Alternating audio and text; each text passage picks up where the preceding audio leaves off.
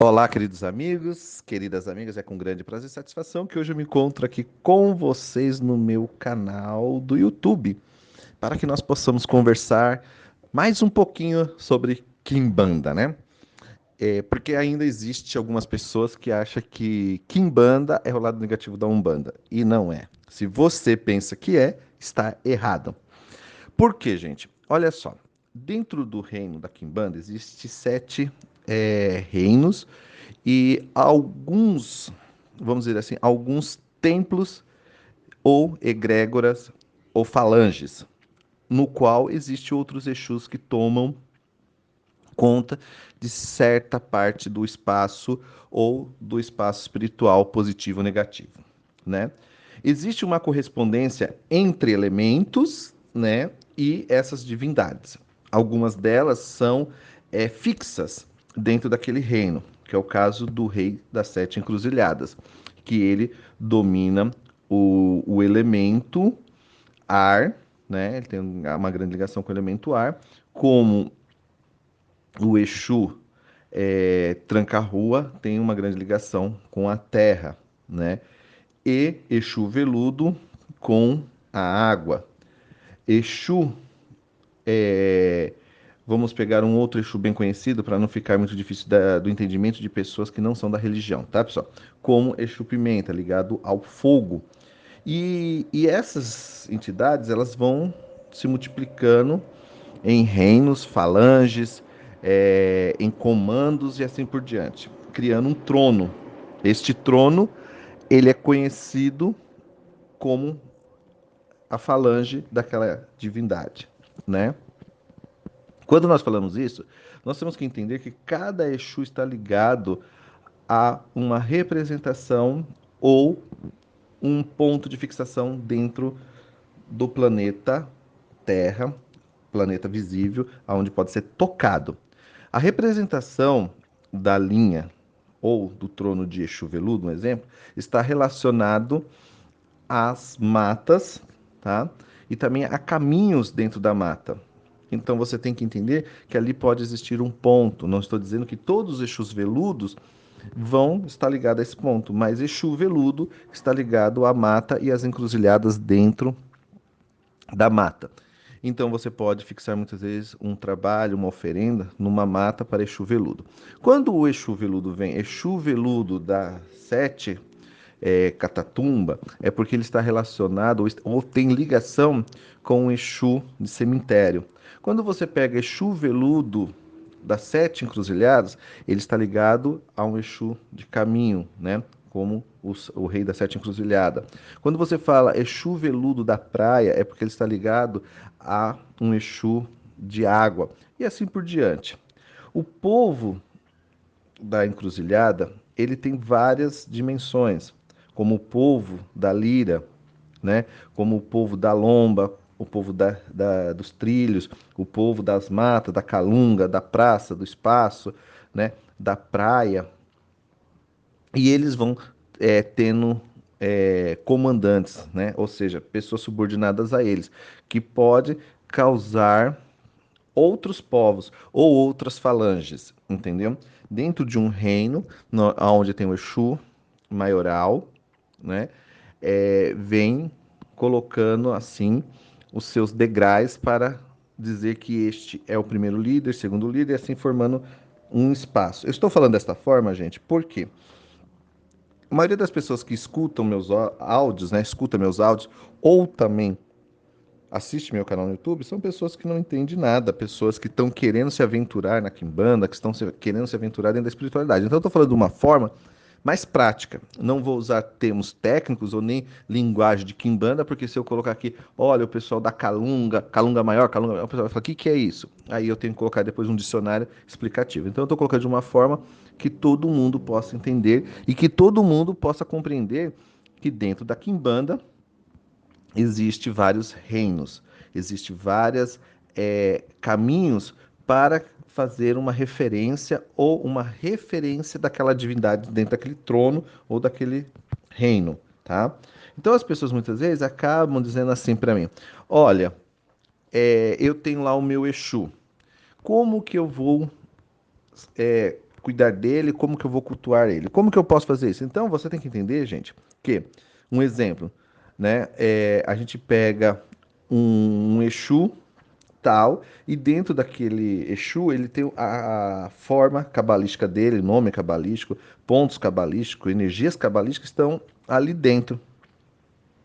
E as pessoas muitas vezes não entendem que ele é o ponto de firmeza, de fechamento daquele portal, né? Ah, o Exu tal, né? Um exemplo. Ah, vamos pegar o Exu tal que tem um nome tal. O Exu, né? Um exemplo. Exu Tranca-Rua. Qual que é o nome dele cabalístico? Aí ele vai ter um nome cabalístico para quê? Para se abrir aquele portal, ou fechar aquele portal, ou enviar espíritos, né? Ou guardar aquele portal para que se faça qualquer tipo de oferenda ou trabalho. Porque a Quimbanda ela teve a influência muito grande do povo muçulmano, que são os malês. Então, o que que acontece? Eles têm uma junção de nomes cabalísticos, formas cabalísticas, até mesmo os pontos riscados, que são pontos cabalísticos de Exu, simbolizando ou dando a simbologia daquilo que ele vai fazer. Então a pessoa muitas vezes ela não entende que para fazer a fixação daquela quimbanda, ela precisa, em primeiro lugar, entender qual é a bebida predileta, né? Que tipo de charuto que ele vai usar, qual é o tipo de farofa que ele vai comer, qual a parte da carne que vai ser ofertada para ele, né? Qual o tipo de cor de vela que vai ser acesa naquele ritual, qual é o nome cabalístico dele. Então as pessoas falam assim: ah, eu tenho minha quimbanda em casa. Aí você vai ver a quimbanda, ela tem a representação da quimbanda, ela não tem a quimbanda. Ela tem a representação da quimbanda, ela tem o fato de ter uma energia, um ponto de firmeza. Por quê? Porque ele ainda está passando por certas iniciações. E aí ela tem que entender que cada trabalho que vai ser executado ali, pessoal, forma uma irradiação para com o elemento, né? Então você vai ter que entender se aquela entidade, como um exemplo prático, Tranca-Rua das Almas, Tranca-Rua da Encruzilhada, Tranca-Rua de Imbaré. Então todos eles são tranca-ruas? São, mas são formas diferentes, ou aspectos diferentes, ou até mesmo entidades diferentes, trabalhando em campos diferentes. Tranca-Rua das Almas, ligado às almas, ao cruzeiro, ligado à terra, ligado aos elementos de criação e transmutação. O tranca-rua da encruzilhada, ligado ao ar, ligado a mudanças, aos pensamentos, à formação social. Tranca-rua de Imbaré, ligado ao elemento fogo, ligado à transformação, à sedução, ao conhecimento, à organização, à evolução, né? E assim por diante. E aí você acaba entendendo que os nomes cabalísticos deles são diferentes também. Aí a gente pega outro exemplo, Rei da Sete Encruzilhada, conhecido como Astaroth, né? Que pertence à Trindade da Quimbanda, que é a terceira pessoa ou personalidade de Exu Maioral, que é o comandante das encruzilhadas, que trabalha com várias outras falanges, porque cada um deles trabalha com sete espíritos, né? O rei das sete encruzilhadas vai trabalhar com Exu Tiriri, Exu Capa Preta, Tranca-Rua, Exu Veludo, entre outros. Fazendo assim uma cabala espiritual de defesa ou ataque ou de evolução espiritual ou de trabalho ou aquilo que você quiser fazer, né? Porque as pessoas muitas vezes não conhecem a forma de trabalhar essa entidade, né? Então a pessoa acaba invocando só o rei da sete encruzilhada sem nenhum amparo, mas devemos lembrar que dentro da Quimbanda existe um reino e aí você tem que fazer a firmeza daquele reino para invocar a entidade, porque as pessoas dentro da cabeça da pessoa que não conhece a Quimbanda, ele acha assim, olha, eu tenho aqui o meu Exu, eu tenho aqui minha imagem, eu tenho aqui minha cuia, eu tenho aqui isso, aquilo, beleza? Tá, mas e agora? Qual é o nome cabalístico dele? Qual é o ponto cabalístico dele? Qual o dia da semana? Então são coisas que a gente vai ter que agregando aos poucos na vida daquele discípulo para ele poder entender e para ele poder fazer uma organização de falange para ele trabalhar. Por quê? Ele tem lá um exemplo, o Exu Tranca-Rua de Imbaré. Tá, e quais são os emissários dele? Quem eu posso usar dentro do tranca-rua para fazer um feitiço de abertura de caminho? Qual entidade que ali acompanha ele que eu posso usar para defender uma casa? E assim por diante, criando assim todos os aspectos do reino dele para firmar um ponto cabalístico no qual o quimbandeiro pode trabalhar sem ter problema, né? E as oferendas, os animais, a parte do, do animal que vai ser colocado, né? Qual é a sua forma astral, né? Sua forma astral que vai pertencer ao seu discípulo. Então, tudo isso é visto ao longo e longos anos. Então, a pessoa muitas vezes fala assim: ah, mas eu vou tocar minha quimbanda lá.